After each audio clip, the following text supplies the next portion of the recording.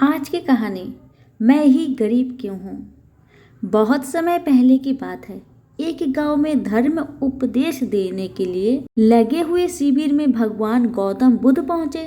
गांव के लोग अपनी अपनी समस्याएं लेकर उनके पास जाते और उनसे समाधान प्राप्त कर नई ऊर्जा के साथ वापस लौटते।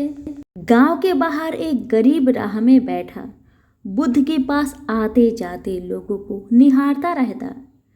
उसने क्या देखा?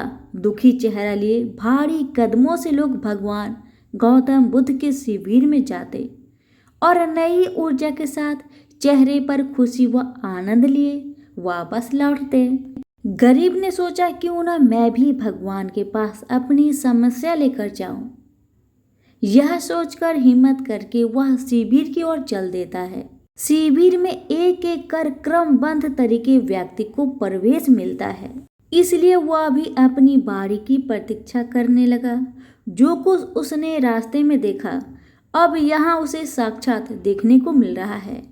लोग एक एक कर समस्या बता रहे थे। भगवान गौतम बुद्ध चुपचाप शांति से सबकी समस्या सुनते और जवाब देते। उसकी भी बारी आई। उसने भगवान गौतम बुद्ध को प्रणाम किया और बोला, भगवान मैं ही गरीब क्यों? भगवान गौतम बुद्ध मुस्कुराए और बोले, तुमने कभी किसी को दिया ही नहीं, इसलिए गरीब हो।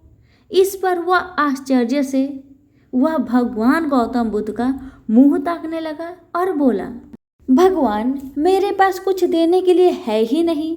बड़ी मुश्किल से गुजारा हो पाता है और कभी कभी तो भूखे ही सोना पड़ता है। इतना गरीब हूँ। भगवान गौतम बुद्ध शांत भाव से बोले, तुम्हारे पास एक चेहरा है, किसी को भी मुस्कुराहट दे सकते हो। तुम्हारे पास मुंह है, किसी को भी प्रशंसा भरे कुछ शब्द दे सकते हो। जो हाथ तुम्हारे पास है, किसी की भी मदद कर सकते हो। दरअसल जिसके पास में ये तीन चीजें हैं वो भला कैसे गरीब हो सकता है? गरीबी का भाव मन में होता है। मन से यह भ्रम निकाल दो, लोगों को देते जाओ, गरीबी अपने आप ही दूर हो जाएगी। यह बातें सुनकर उस गरीब का चेहरा दमक उठा। उसे अपने प्रश्न का उत्तर मिल चुका था। अब उसके मन से गरीबी का भाव दूर हो गया। धन्यवाद।